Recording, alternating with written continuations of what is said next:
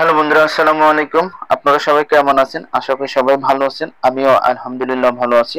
বন্ধুরা, আজকের যে ভিডিওটি আপনাদের সামনে নিয়ে এসেছি, বাংলাদেশ মহান মুক্তিযুদ্ধের সময় ব্যবহৃত হেলিকপ্টার, তার কিছু তথ্য আপনাদের সামনে নিয়ে এসেছি। তাহলে চলুন দেরি না করে এখনই শুরু করা যাক।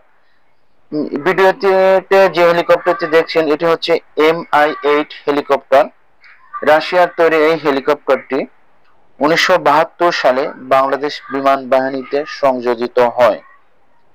এই হেলিকপ্টারটি আকাশ থেকে স্থল আক্রমণে গুরুত্বপূর্ণ ভূমিকা পালন করে।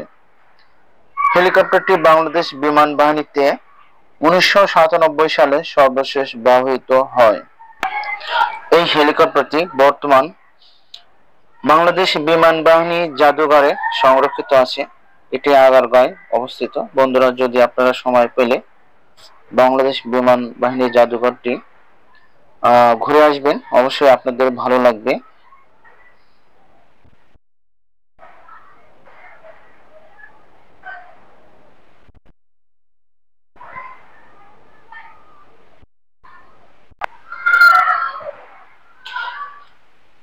বন্ধুরা, ভিডিওটিতে যে হেলিকপ্টারটি দেখছেন, এটি আরেকটি হেলিকপ্টার। এটি হচ্ছে এলিট 3 হেলিকপ্টার। এলিট 3 হেলিকপ্টারটি 1971 সালে স্বাধীনতা যুদ্ধের সময় ভারত সরকার বাংলাদেশ সরকারকে প্রদান করে।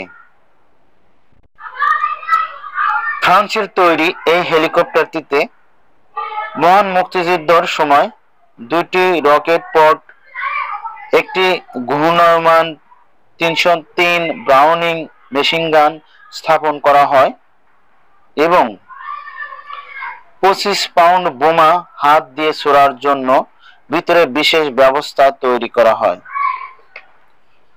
স্বাধীনতা যুদ্ধে এলিট 3 হেলিকপ্টারের অবদান বিশেষভাবে উল্লেখযোগ্য। বন্ধুরা, এলিট 3 হেলিকপ্টারটিও বাংলাদেশ বিমান বাহিনীর জাদুঘরে সংরক্ষিত আছে। আপনারা সুযোগ পেলে অবশ্যই দেখে আসবেন।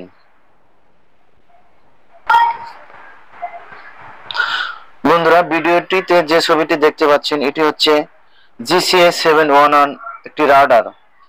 GCS-711 রাডারটি চীন কর্তৃক তৈরি। এই রাডারটি 1987 সালে বাংলাদেশ বিমান বাহিনীতে সংযোজিত হয়। রাডারটি সহজে স্থানান্তরযোগ্য। এই রাডারটি প্রতিকূল আবহাওয়া ও বিমানকে সঠিক নির্দেশনা দিয়ে থাকেন এবং অবতরণে সহায়তা প্রদান করেন। এই রাডারটি 2007 সাল পর্যন্ত বাংলাদেশ বিমান বাহিনীতে ব্যবহৃত হয়।